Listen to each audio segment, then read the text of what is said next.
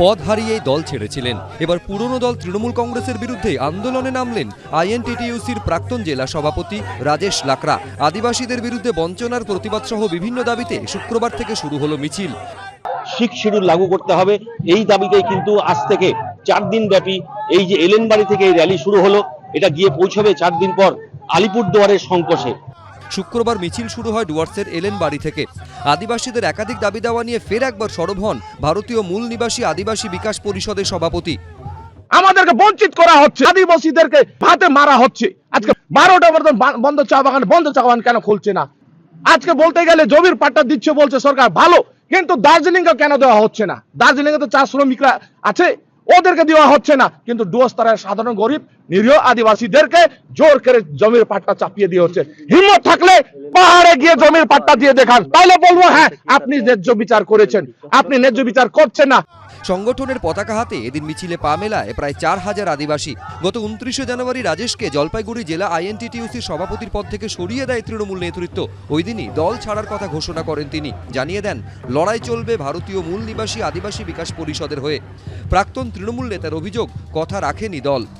জমির পাট্টা কি করবো? জমির মালিক আমরা, যারা বিদেশ থেকে এসেছে তাদেরকে জমির পাট্টা দেওয়া হোক। যারা ভারতের মূলবাসী, যারা ভূমিপুত্র, তাকে জমির পাট্টা দিয়ে অপমান করা হচ্ছে।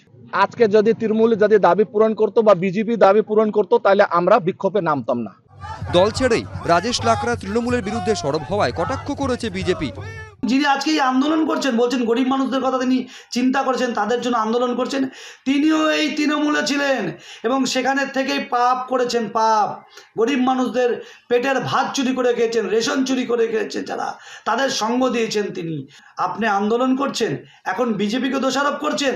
আগে মানুষের সামনে দাঁড়িয়ে কান ধরে ক্ষমা চান, তারপর সাধারণ মানুষ হয়তো আপনাকে ক্ষমা করতে পারে।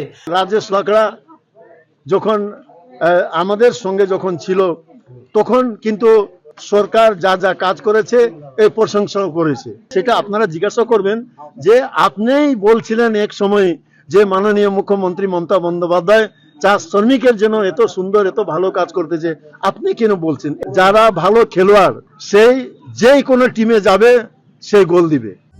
4 তারিখ মিছিল শেষ হবে আলিপুরদুয়ারের সংকোষে। রাজা চট্টোপাধ্যায়, এবিপি আনন্দ, জলপাইগুড়ি।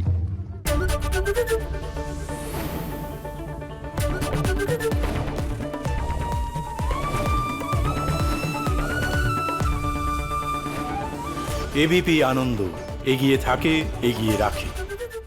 পালিয়েছে তাই নাকি? রাত্রে বাংলা গুজব চায় না, বাংলা খবর চায়।